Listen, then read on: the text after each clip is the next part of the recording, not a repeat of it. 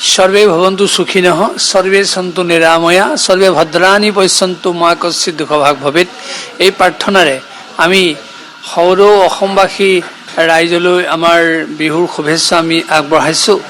আচলতে এয়া সত্ৰীয়া জীৱনৰ এক পৰম্পৰা। গুৰু দেও নাম ভকত থকা স্থানকহে সত্ৰ বুলি কোৱা হয় আৰু সেইকাৰণে বিহুত পৰ্বত উৎসৱত বিশেষকৈ সত্ৰৰ ভকত বৈষ্ণৱসকলে এই চাৰিটা স্থানত সেৱা লয়। ই এটা পৰম্পৰা আৰু যদি এইটো সেৱা নলয় তেতিয়াহ'লে তেখেতসকলৰ জীৱনটো যেন আধৰুৱা হৈ যায়। আৰু সেই আমি আধ্যাত্মিক ভাৱেৰে বহাগ বিহু পালন কৰোঁ, আধ্যাত্মিক ভাৱেৰে আমি কাতি বিহু পালন কৰোঁ, আধ্যাত্মিক ভাৱেৰে আমি মাঘৰ বিহু পালন কৰোঁ। কিন্তু বিশেষকৈ আমাৰ আউনীআটী সত্ৰত বহাগ বিহুৰ 3টা দিনত আমি বিহু উৎসৱ পালন কৰোঁ, যাক আমি প্ৰথম দিনা গৰু বিহু বুলি কওঁ, দ্বিতীয় দিনা মানুহৰ বিহু বুলি কওঁ, তৃতীয় দিনা আমি চেৰা বিহু যাক গোঁসাই বিহু বুলি কয় কোনোবাই। গতিকে আমি 3টা বিহু পালন কৰোঁ আৰু আমাৰ দিনত সভা থাকে, হিয়ানাম দিহানাম গায়ন বায়ন ওজা নতুৱা, যাক আমি দিনতীয়া সভা বুলি কওঁ।